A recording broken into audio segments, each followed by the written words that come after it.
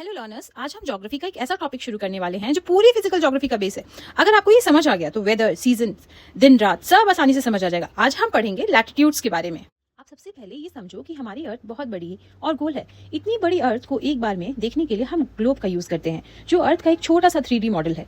और जब इसी गोल अर्थ को हम एक फ्लैट पेपर पर खोलकर देखते हैं तो उस मैप को हम 2D कहते हैं। अब दिक्कत ये है कि गोल बॉल पर अगर मैं आपसे पूछूं कि इंडिया कहाँ है या अमेरिका कहाँ है तो एग्जैक्ट लोकेशन बताना बड़ा मुश्किल होता है। इसीलिए साइंटिस्ट ने अर्थ पर कुछ इमेजिनरी लाइंस बनाई जिनके बारे में हम अभी पढ़ेंगे। इन इमेजिनरी लाइंस को हम लैटिट्यूड बोलते हैं। याद रखने की एक बहुत ही सिंपल ट्रिक है, ये लाइन लेटी हुई है इसलिए हम इसको लैटिट्यूड बोलते हैं। लैटिट्यूड्स को समझने से पहले अर्थ के एक्सिस को समझना जरूरी है। अर्थ बिल्कुल सीधी होकर नहीं घूमती, वो अपने एक्सिस पर 23.5 डिग्री झुकी हुई है, यानी कि वो 23.5 डिग्री टिल्टेड है। इस झुकाव की वजह से अर्थ पर अलग अलग सीजन्स आते हैं। अर्थ अपने एक्सिस पर गोल घूमती है जिससे दिन और रात होते हैं और हम उसको बोलते हैं रोटेशन।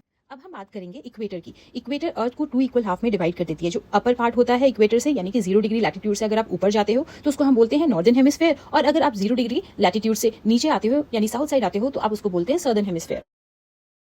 इक्वेटर से ऊपर नॉर्थ पोल तक हम 1 डिग्री, 2 डिग्री, 3 डिग्री करते हुए 90 डिग्री नॉर्थ तक जाते हैं। वैसे ही इक्वेटर से नीचे साउथ पोल तक 90 डिग्री साउथ तक जाते हैं। तो टोटल 90 डिग्री ऊपर और 90 डिग्री नीचे और एक हमारा इक्वेटर। अब सारे 180 डिग्री लैटिट्यूड्स याद नहीं रखने हैं, बस कुछ इंपॉर्टेंट आपको याद रखने हैं।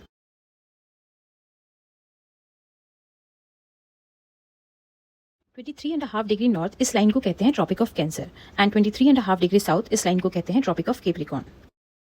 सन की डायरेक्ट रेज इन्हीं 2 लाइंस के बीच में पड़ती हैं, इसलिए ये एरिया बहुत गर्म हो जाता है और इसको हम बोलते हैं टॉरिड जोन। और बाकी जो एरिया बच जाता है वहाँ पे सन की स्लैंटेड रेज पहुंचती हैं, इसलिए वो एरिया ठंडा रहता है।